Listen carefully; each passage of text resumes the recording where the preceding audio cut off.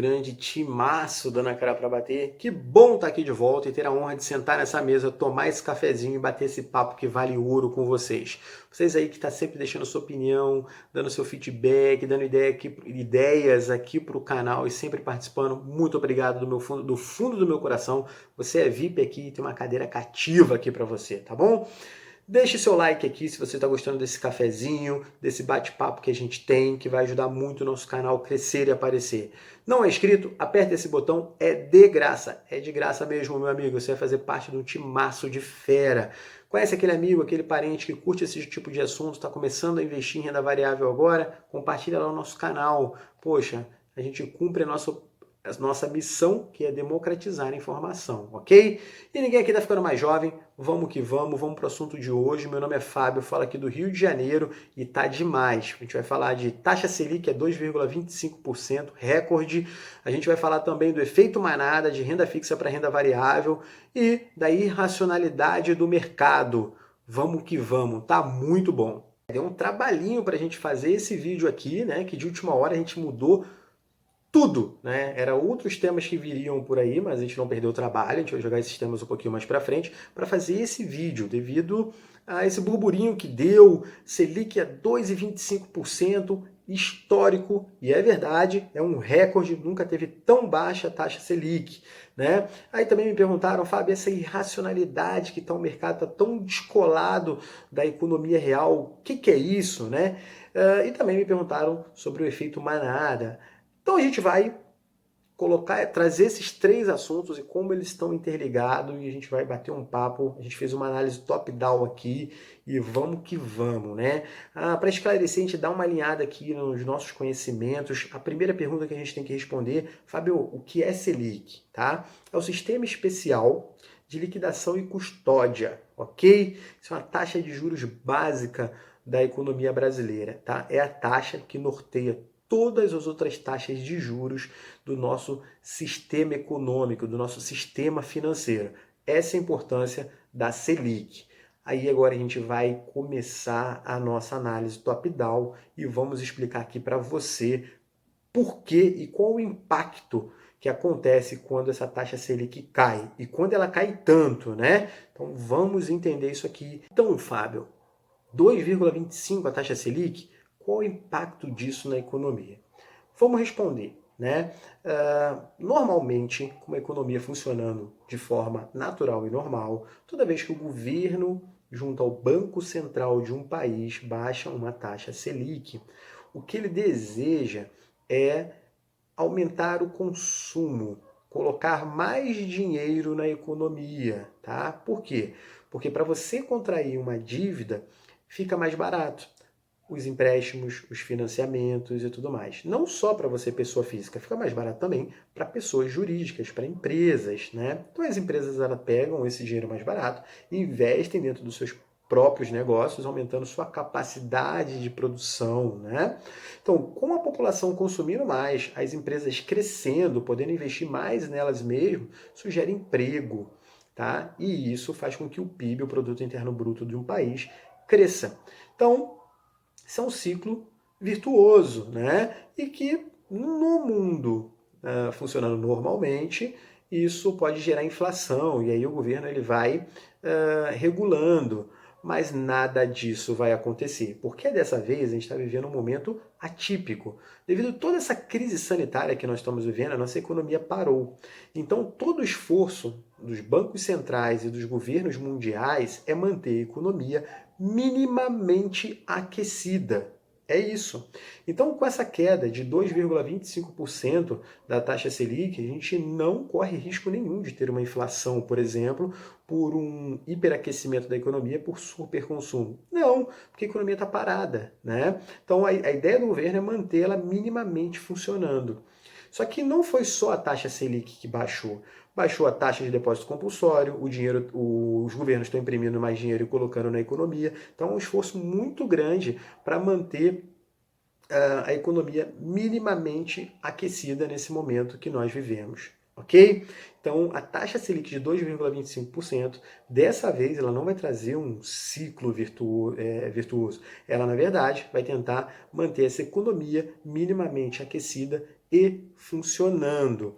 Mas em contrapartida, com a queda da taxa Selic, o que acontece, Fábio? Eu vou pegar um dinheiro mais barato? Não, porque os bancos não estão passando na íntegra a queda da taxa Selic para pessoas físicas e pessoas jurídicas, ou seja, aquele consumidor final. Por que não? Porque eles estão com medo da inadimplência. A taxa de desemprego está aumentando, há empresas quebrando, né? A gente não tem uma previsão ainda de quando isso tudo vai se normalizar. Então os bancos eles estão com medo, a quantidade de empréstimos, né, a concessão de dinheiro, ela caiu nos últimos tempos e essa taxa de empréstimo ela diminuiu, mas diminuiu muito pouco.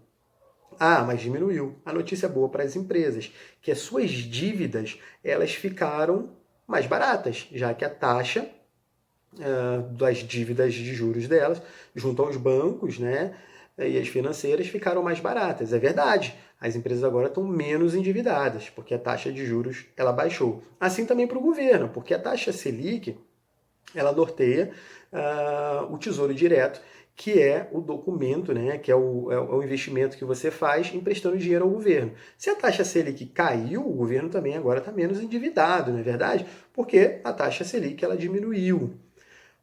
Ok, raciocínio lógico, mas tem o contraponto. As receitas das empresas nunca caíram tanto nesse último período com a economia fechada.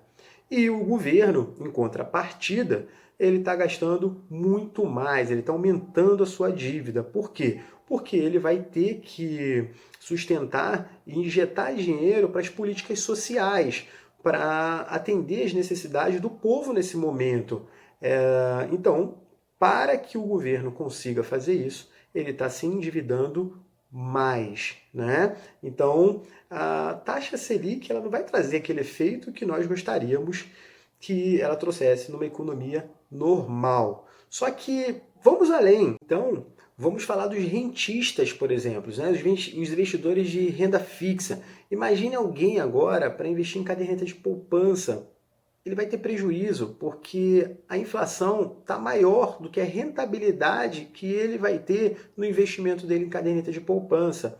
O Tesouro Direto, por exemplo, ele está menos atrativo, ele ficou muito menos atrativo. Dependendo do Tesouro Direto, ele vai até empatar a rentabilidade dele, né? Ele não vai ganhar, na verdade, ele não vai ter rentabilidade. Vai ficar elas por elas, devido a todo o custo envolvido com esse tipo de investimento. E aí o que acontece? Esse investidor, o brasileiro, né, que está acostumado com taxas de juros altos e investimentos em renda fixa que proporcionam risco baixo, quase nulos, né? O brasileiro que está acostumado com isso há bastante tempo, ele nesse momento ele começa a se questionar e tem que migrar para a renda variável para que possa manter a sua rentabilidade ou melhorar a sua rentabilidade. Então, para a gente entender qual é o efeito disso na Bolsa de Valores, vamos aos temas que mais estão sendo falados no momento, né? Poxa, o mercado nesse momento ele está irracional, totalmente descolado da economia real. O mercado voltando ali aos 100 mil pontos, enquanto que quando a gente olha para a economia, as notícias são aumento de desemprego, empresas falindo, receitas de empresas gigantes caindo como nunca caíram antes.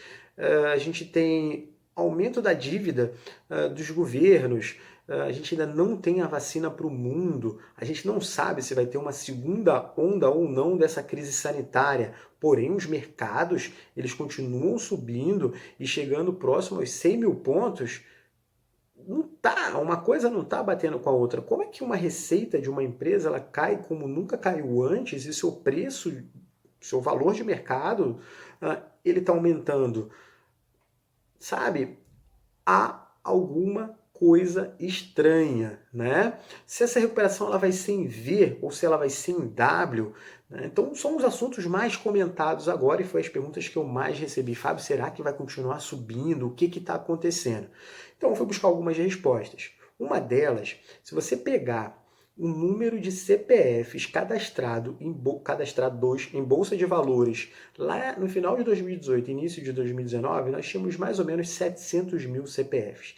E nós sabemos que o ano de 2019 ele foi muito bom para quem tinha dinheiro investido em renda variável na Bolsa de Valores. Então isso atraiu muito CPF para a Bolsa de Valores. E agora em 2020 nós chegamos à marca de 2 milhões e 400 mil CPFs cadastrados na Bolsa de Valores. Gente, 700 mil para dos 2 milhões e 400 mil CPFs cadastrados na Bolsa é muita coisa. Mas você está falando, Fábio, lá em 2018 para 2019, 2020, né? A crise sanitária foi agora. Sim, no primeiro trimestre desse ano, nós tivemos um aumento de 15%, só nos primeiros 3 meses desse ano, de CPFs entrando na Bolsa de Valores, sendo cadastrados. Tá? E isso deu uma injeção de 17,6 bilhões de reais para serem negociados nos pregões da Bolsa de Valores.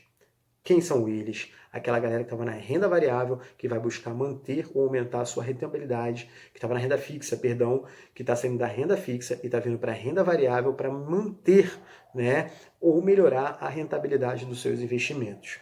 E a pergunta que fica é, será que essa galera fez o dever de casa? Esse pessoal, esses entrantes na Bolsa de Valores, eles fizeram o dever de casa? Esses investimentos eles estão sendo muito bem fundamentados ou estão sendo mais especulativos, né? E claro que só essa migração ela já tem uma tendência de alta na Bolsa de Valores, que é um capital entrando que não era negociado antes. Ok, até aí tudo bem. Só que a Bolsa de Valores está muito desgarrada da realidade da economia real, né? Então a gente vai ter que entender um pouquinho mais sobre isso. Então isso pode ter sido um efeito manada da renda fixa para a renda variável, inflando alguns papéis e esses números que está quase batendo os 100 mil pontos novamente na Bolsa de Valores. E aí gera aquela pergunta, né, aquela dúvida, poxa, será que a recuperação ela vai ser em V, ela vai ser muito mais rápida? Ou seja, estava aqui na crise sanitária, veio a crise sanitária, caiu para cá, e agora a gente está recuperando, chegando aos 100 mil pontos, e a gente já está vendo um novo horizonte, ou não, Fábio? Ou a gente está naquela dúvida, será que vai ter a segunda onda da crise sanitária ou não? E a gente estava aqui na crise sanitária, viemos para cá, agora estamos recuperando, chegando aos 100 mil pontos novamente, e o mercado vai corrigir os novos entrantes ali e trazendo o preço das empresas para dentro dos fundamentos, e depois sim nós vamos ter uma recuperação com o mercado conversando mais com a economia real. Pessoal, o certo é que não sabemos, tá bom? Então, a sua estratégia hoje, ela vai valer muito. Essa é a conclusão que eu tirei aqui dessa pesquisa top-down que eu vim fazer aqui para vocês. Temos pesquisas que diz que vai ser em V e outras que dizem que vai ser em W. Temos pesquisas que são muito mais pessimistas e outras muito mais otimistas. Mas tudo isso é futurologia. E eu não sou bom disso e eu indico que você também não seja. Então, agora, a sua estratégia ela vai ser colocada em xeque, meu amigo. Então, que sua estratégia ela esteja sempre muito bem fundamentada com seus objetivos. Nós temos que dar ouvido à voz da razão e da experiência. O nosso vovozão, Warren Buffett, ele diz que o risco vem do não saber o que está se fazendo. Então, a dica que eu posso deixar aqui para vocês é estudar bastante, ler muito e se manter atualizado. Porque uma coisa ela é certa. Muitos vão sair mais fortes e outros não tão fortes assim. Então, amigo, sabedoria, fundamente-se, investimento consciente, sabendo o que você vai fazer e sempre a longo prazo, ok? Então, gente, espero ter contribuído de alguma forma e ter respondido aí as inúmeras perguntas que eu recebi e ter agregado um pouco mais, tá bom? Agora, nesse momento, que eu posso deixar para vocês aqui é um grande e forte abraço e até o próximo cafezinho, pessoal. Tchau, tchau!